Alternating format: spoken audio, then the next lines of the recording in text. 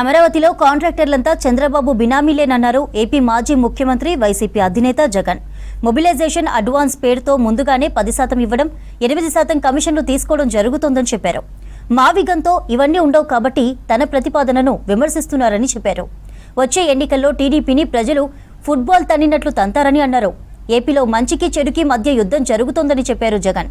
పశ్చిమ గోదావరి జిల్లా తాడేపల్లి అసెంబ్లీ నియోజకవర్గంలో పర్యటించిన జగన్ స్థానిక సంస్థల మాజీ ప్రజా ప్రతినిధులు, నాయకులు, కార్యకర్తలతో సమావేశమయ్యారు. వచ్చే ఏడాది నుంచి తన పాదయాత్ర ప్రారంభం అవుతుందని, ఏడాదిన్నర పాటు కూటమి ప్రభుత్వానికి సినిమా చూపిస్తానని చెప్పారు జగన్.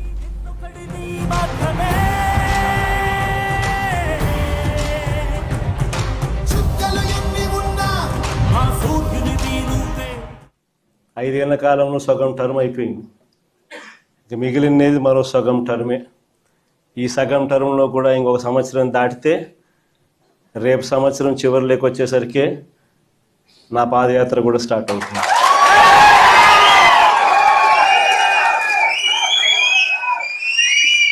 దాని తర్వాత 1.5 సంవత్సరం నేను కూడా రోడ్డు మీదనే ప్రజలతోనే ప్రతి నియోజకవర్గము తిరుగుతూ వస్తా. ఆ తర్వాత ఆ పాదయాత్ర స్టార్ట్ అయిన తర్వాత చంద్రబాబు నాయుడు గారికి వైఎస్ఆర్ కాంగ్రెస్ పార్టీ శ్రేణులు ప్రతిరోజు చంద్రబాబు నాయుడు గారికి సినిమా చూపిస్తాం.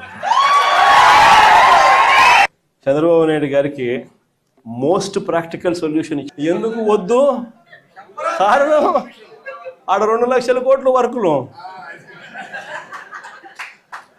మొబిలైజేషన్ అడ్వాన్స్ 10%, అందులో 8% తీసుకోవడం.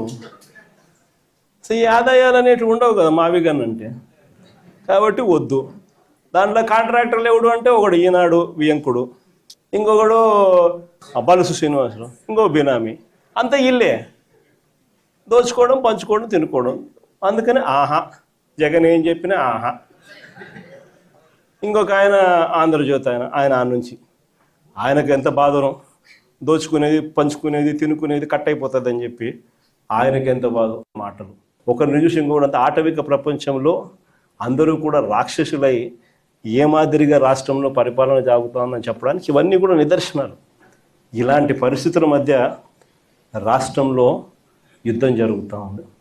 ఒకవైపున ప్రజల తరపున, మంచి తరపున, ప్రజలకు మంచి చేయాలన్న ఆరాటంతో వైఎస్ఆర్సీపీ ఒకవైపున నిల్చుంటే, మరోవైపున రాష్ట్రాన్ని అన్ని రకాలుగా చెడు చేస్తూ రాష్ట్రాన్ని దోచుకొని తింటున్న తెలుగుదేశం పార్టీ మరో పక్క.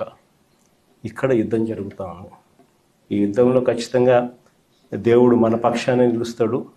రేపు పొద్దున ఎన్నికలు ఎప్పుడు వచ్చినా ప్రజలు ఫుట్బాల్ అన్నట్టుగా అంతా తెలుగుదేశం పార్టీని